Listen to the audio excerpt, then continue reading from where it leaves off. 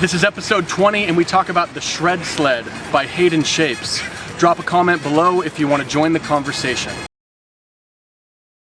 Hello and welcome to Shred Show. I am your host Chris Grow and this is the internet's most stoked surfboard show. Today marks our very first day in our new Studio Shred location. To you at home it looks just like more blackness, but to us this is a lot more space and we couldn't be more excited. Hayden Shapes has a really special place in my mind because they support one of the most interesting surfers I know of, Warren Smith. He has a very unique, almost bizarre place in our culture, and I'm going to use this moment to claim that he is the Jack Kerouac of surfing. Yeah, let's hope he likes Jack Kerouac, right? Below this video in the info, I'm going to post a video of him surfing in New England with Sterling Spencer. It's actually a pretty funny video too, so check that out. Down below, I'm also going to post a video of Creed McTaggart surfing the Shred Sled so you can see the potential that this board has. I've surfed one of these and I've had a really good time on it. We always start with a rub because when you rub a surfboard, it's really fun. Ryan Birch, Daniel Thompson, and other shapers like Hydrodynamica have been getting a lot of attention recently for their surfboards that look like rectangles. If you've seen the Vanguard by Daniel Thompson, you know what I'm talking about.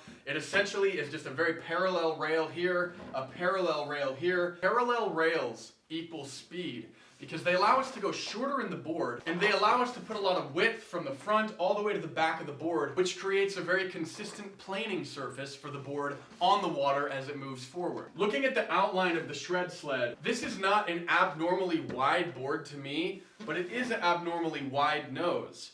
So if we don't have an abnormally wide board from this rail to this rail, if that's only slightly wider than a normal shortboard, but we add extra width up here in the nose and give it a nose that's kind of fishy, what that does is it helps us keep a parallel rail line, a more parallel rail line than usual, from the body of the board coming out to the nose and coming back towards the tail. Because we haven't really increased the width that much in the body of the board, but we have increased the width in the nose. What they've done here with the Shred Sled is they've put this wing back here to decrease the width of the tail relative to the body of the board. Because if we're going to do what we need to do to make this a parallel rail line, we've got to do something back here to make the board easier to control. Because if the width of this outline continued all the way back, I bet you know what I'm about to say because we've discussed this on our episode about the Weirdo Ripper, that would make this board much harder to control because it would have a lot of surface area on the water trailing back. But with these wings right here, this creates a release point for water. It also creates a pivot point right here for us to pivot on the wave. Let's take a look at this board's rocker. If you watched our episode on the Channel Islands Biscuit, you saw us take this straight edge and set it on the tail rocker of that board to show that the tail rocker was entirely flat. A straight edge like this is useful for showing any surface as being flat, but when it comes to measuring a rocker or any type of curve, it's actually a very crude way to get a feel for the rocker. But still, we can get a rough estimate if you're just in a surf shop by not just eyeballing it, but using a flat surface. If we're looking at the center rocker here, you can see that there's not a lot of rocker through the body of the Shred Sled. But if we come up here in the nose, we can go, whoa.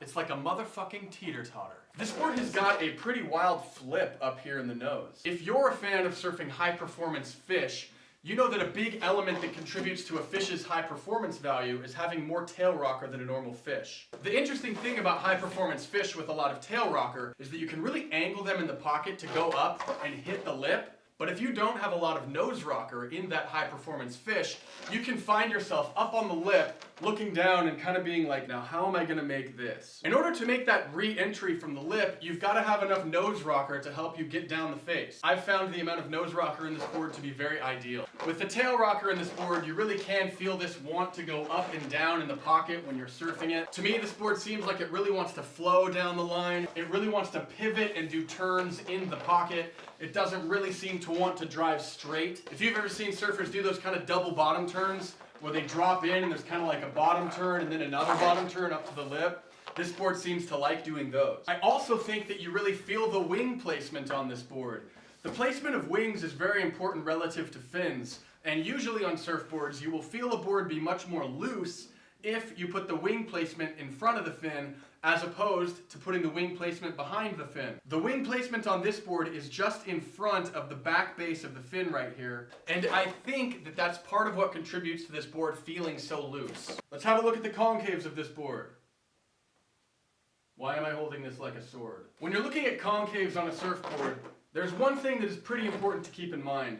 When you place your straight edge onto the board, like let's assume we're starting to look at the concave right here, place your head behind the space that you're looking at and then follow it along as you move through the curve of the concave.